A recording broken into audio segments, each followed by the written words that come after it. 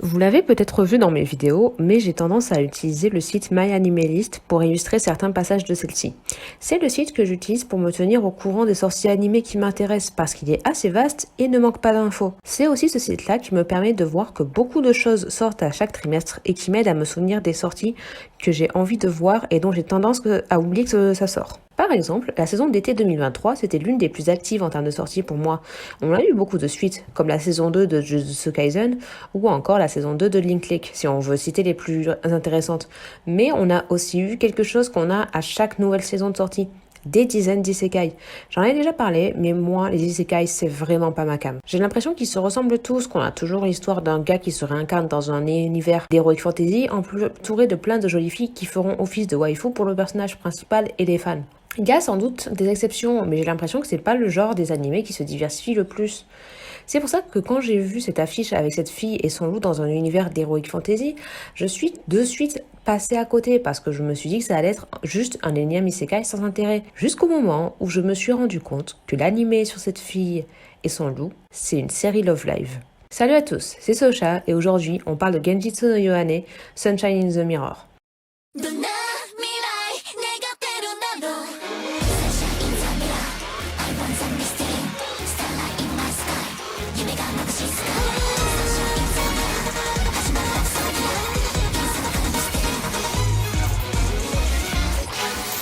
Si vous débarquez sur cette chaîne pour la première fois, déjà bienvenue, installez-vous bien confortablement. Sachez que Love Live, c'est ma licence phare. Je suis à fond dessus et j'aime énormément créer du contenu sur cette licence. J'ai fait plusieurs speedruns, un cover et des reviews des 2 saisons de Love Live Nijigasaki et Love Live Superstar. Mais je me suis rendu compte que j'avais jamais trop pris le temps d'expliquer ce que c'était pour un public totalement néophyte sur ce sujet. On est donc parti sur le récapitulatif expliquant ce qu'est Love Live. En gros, Love Live, c'est une licence de jeux vidéo puis d'animé centrée sur des groupes d'idoles. Le pitch est simple. Pour une raison en particulier, plusieurs filles décident de monter un groupe d'idoles lycéennes ensemble. Elles font face à des difficultés qui vont mettre le groupe en péril, mais elles finissent par tout arranger. C'est surtout une licence très slice of life et tranquille. On est sur le domaine des idoles, mais c'est une version très édulcorée, très loin de ce qu'on peut trouver dans un Oshinoko par exemple. Il faut savoir que Love Live, c'est comme Pokémon. Ça se décline en plusieurs générations. Chaque génération possède son propre animé et il n'est pas nécessaire de toutes les voir pour toutes les comprendre. La 4e génération est parfaitement compréhensible sans avoir vu les 3 premières. À l'heure actuelle, il y a 4 générations qui ont leurs animés, avec une 5e génération annoncée récemment. La première génération, dont l'animé est appelé simplement Love Live, c'est celle du groupe Muse, celle qui pose les bases, sans aucun doute la plus connue parmi les fans. Beaucoup de gens connaissent Muse sans connaître Love Live, parce que c'est de là que vient le fameux mème du Nico Nico Ni. Pour cette génération, on compte 2 saisons de 12 épisodes chacune et un long métrage. La 2e génération, avec comme animé Love Live Sunshine, c'est celle du groupe Aqua, qui part dans une continuation de ce qui a déjà été développé dans la première génération, mais qui propose quelque chose de nouveau quand même. Aqua et Muse ont beaucoup été comparés par rapport au design des membres, mais en vrai, on s'y fait assez vite et les membres d'Aqua finissent elles aussi par être très attachantes. Pour cette génération, on compte 2 saisons de 12 épisodes chacune et un long métrage, mais aussi une série spin-off.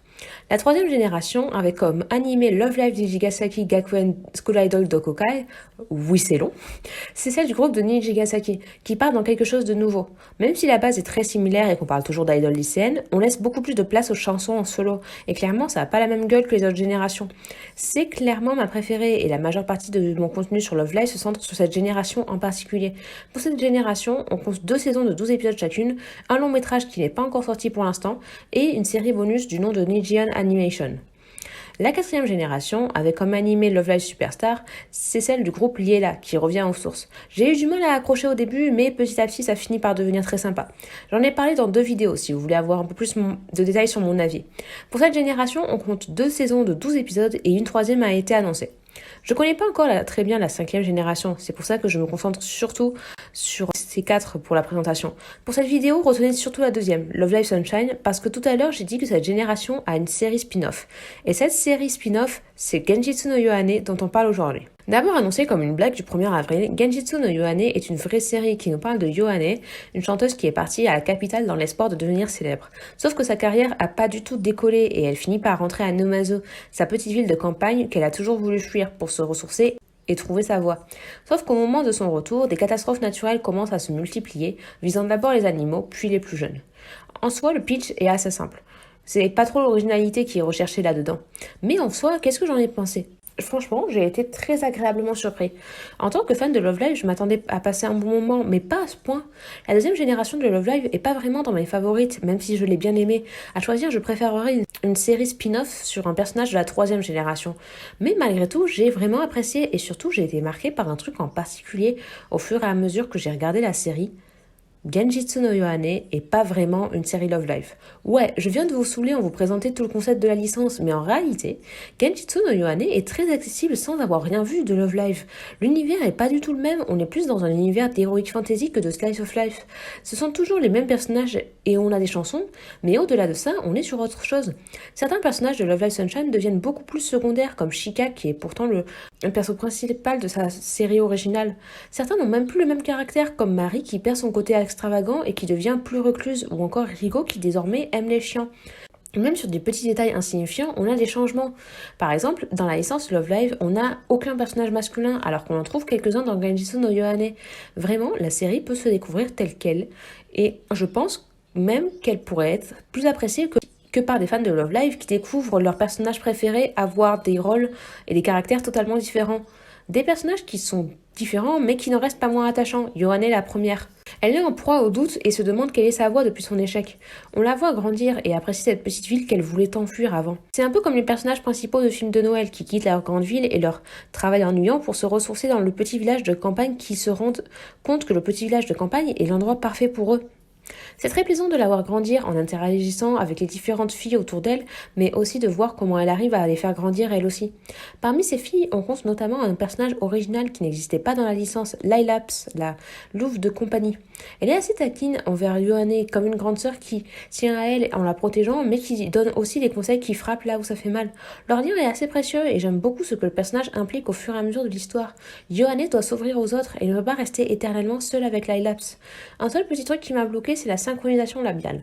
Je parle rarement des aspects techniques des séries que je regarde parce que le plus souvent j'ai du mal à les repérer. Si on me dit l'effet spécial est pas dingue ou les graphismes sont dégueulasses, j'ai tendance à avoir du mal à le voir. À mes yeux, ça veut dire que si j'arrive à le voir, c'est que c'est vraiment pas dingue. Et là, j'avais du mal à ne pas voir que les mouvements de bouche de la Lapse et les mots qu'elle prononçait étaient pas du tout synchronisés. Je me doute qu'animer un loup qui parle, ça doit pas être simple, mais bon, j'avais du mal à pas le voir. Et pour les autres personnages, je les mets toutes dans le même panier parce qu'en soi, j'ai l'impression qu'il n'y a pas grand chose à dire. Seuls Marie et Rico ont vraiment de très gros développements où on les voit évoluer. Sinon, elles restent les mêmes qu'elles étaient depuis le début. Et à mes yeux, ce problème, il vient d'un gros souci que je vois souvent dans le domaine de l'animation japonaise moderne. La saison ne fait que 12 épisodes. Et 12 épisodes, c'est beaucoup trop peu pour développer 9 personnages en profondeur et avancer dans l'intrigue en même temps. J'ai tendance à dire que Love Live et Shikaseki s'en sortaient plutôt bien pour le faire, puisque chaque épisode était centré sur un seul personnage. Mais au final, certains personnages comme Emma étaient assez délaissés. Et ce problème du trop peu d'épisodes, c'est que tout va trop vite. Les personnages n'ont pas le temps d'être développés, tout comme le lore. Quand on découvre un nouvel univers d'Heroic Fantasy, c'est important de développer ses règles. C'est pas forcément facile de le faire parce qu'on parle d'exposer les principes d'un monde à un spectateur sans pour autant dire des choses que le personnage sait déjà. C'est un point positif que je peux trouver dans les isekai. Comme le personnage principal se fait réincarner dans un monde qu'il ne connaît pas, c'est normal qu'on lui explique les principes de ce monde de la même manière qu'on les expliquerait aux spectateurs. Dans le cas de Genjitsu no Yohane, on se doute bien qu'on va pas tout nous expliquer sur le fonctionnement du monde dans lequel Yohane évolue. On a un cochon géant qui sert de monture à Hanamaru pour transporter sa boulangerie ambulante. C'est normal dans ce monde et ce serait illogique qu'on explique l'existence de ce cochon à Yohane alors qu'elle connaît Hanamaru depuis l'enfance. Et c'est ça pour plein d'éléments de lore. On les accepte parce qu'on arrive à accepter que ce monde est magique et que c'est normal dans cet univers-là. On arrive à accepter que Shika et ses sœurs soient secrètement des super-héroïnes. On arrive à accepter que Yo fait partie d'un groupe de facteurs volants. On arrive à accepter que Rico soit une vétérinaire qui étudie les animaux et leurs problèmes. Sa présence fait même sens dans une série où un mal semble affecter toute la faune. On arrive à accepter que Hanamaru ait sa petite boulangerie ambulante avec son cochon. On arrive à accepter que Kanan soit une mécanicienne qui a construit son propre robot en forme de grenouille. Et enfin, on arrive à accepter qu'il existe une reine de démons qui s'est isolée du reste du monde par peur du rejet et que cette reine soit Marie. Mais dans le cas de Daya et Ruby, c'est un peu plus difficile à accepter pour moi. Dans cette série, Daya est la chef de la sécurité de la ville. Bon, un peu bizarre que la chef de la sécurité soit une fille de 17 ans, mais on arrive à s'y faire. Et puis bon, des ados qui ont des positions de pouvoir, c'est un trope qu'on trouve assez souvent dans les animés, ça. Sauf que d'un autre côté, on a Ruby, sa sœur, qui est une fée. Et là, c'est ça qui me bloque. Pourquoi Ruby est une fée ? Je me suis dit que c'était parce qu'elle était comme une petite souris toute timide qui se cachait derrière sa grande sœur, comme dans la série originale. Mais en termes de lore, ça reste bizarre. Ruby est une fée qui peut prendre forme humaine et qui est constamment cachée. Petit à petit, au fur et à mesure qu'on la voit dans la série, elle prend beaucoup plus souvent cette forme humaine. Sauf que ça soulève pas mal de questions. Pourquoi est-ce qu'elle ne pouvait pas le faire avant? Si c'est parce qu'elle prend un peu plus confiance en elle au fur et à mesure qu'elle interagit avec Yohane et les autres filles, pourquoi est-ce que c'est à peine montré? Pourquoi ne pas en avoir fait une humaine dès le début? Est-ce que Daya est une fée elle aussi, vu qu'elles sont de la même famille? Est-ce qu'on a jeté un sort à Ruby qui fait qu'elle a cette forme? Est-ce qu'une fée qui est totalement accomplie dans sa vie peut garder une forme humaine constante? Ce qui expliquerait pourquoi Daya n'est pas une fée? Je sais que c'est bien de laisser libre cours à l'interprétation, mais il y a une différence entre le fait d'être vague et le fait de ne rien dire du tout. Non, parce que si la série m'avait dit une fée peut garder une forme humaine constante dès qu'elle est pleinement accomplie ou dès qu'elle devient adulte, j'aurais accepté. Mais là, on n'a juste rien. Tout ce que je dis vient de mes propres interprétations. Et je peux pas m'empêcher de me dire que si on avait eu plus d'épisodes, on aurait eu le temps de beaucoup plus développer cet élément de scénario et de développer le personnage. Il y a aussi un autre élément de lore lié à des personnages qui aurait été mieux développé si on avait eu plus d'épisodes. En gros, on apprend que pour repousser les ténèbres qui sont en train d'envahir la ville, Yohane doit utiliser sa voix de chanteuse, mais aussi celle d'autres chanteuses autour d'elle. Son bâton magique contient son pouvoir, qui ne sera totalement libéré qu'au moment où il sera marqué par les symboles de chacune des filles qui accompagneront Yohane. Au fur et à mesure des épisodes, ces symboles finissent par apparaître, et ils apparaissent quand le personnage lié au symbole se sent épanoui aux côtés de Yohane. Ce concept est pas mauvais, ça offre du développement de personnages. J'aime beaucoup comment, dans le cas de Marie, ça prend un peu plus de temps, parce qu'elle a passé beaucoup de temps recluse et qu'elle a peur de faire face aux humains. Mais je considère qu'il aurait fallu plus d'épisodes parce que dans le cas d'autres personnages, c'est pas fait avec autant de soin. Sérieusement, les marques de Daya, Chika et Ruby apparaissent sur le bâton de Yohane dans le même épisode. Je pense que ça aurait été intéressant d'en faire un épisode centré sur un personnage, comme le Love Nijigasaki a pu le faire, ou alors de faire plus d'épisodes, comme je disais plus tôt. Même si je parle pas forcément bien de la série en disant tout ça, Genjitsu no Yohane reste un très bon animé. J'ai passé un bon moment à suivre la petite vie plutôt tranquille des filles. Oui, parce que la menace dont on parlait plus tôt, en vrai, elle reste assez secondaire. Et leurs interactions. Elles restent assez touchantes, notamment avec leurs chansons. Après tout, la série s'inscrit dans la licence Love Live et reste un animé musical. J'ai beaucoup d'affection pour l'opening et l'ending, mais aussi pour La La La Yuki no Uta. Et tout ça, c'est sublimé par des graphismes qui sont vraiment bons. Ils sont assez différents de ceux des séries Love Live au final, même si on reconnaît les personnages. Et ils sont assez jolis, tu sens qu'il y a du travail derrière, et je serais pas contre voir une série Love Live plus classique, mais avec ces graphismes-là. Sans oublier les visuels de l'ending, que je trouve très beaux aussi.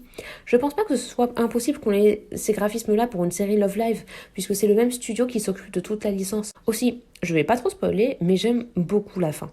Une de mes craintes principales était qu'on se rende compte que toute l'histoire était un rêve de Yohane qui se réveille dans la salle du club d'idol de son lycée et qui explique à toutes les filles d'Aqua ce qui s'est passé dans son rêve. Et sincèrement, je suis content qu'ils aient décidé de ne pas faire ça. Ça aurait totalement gâché la série.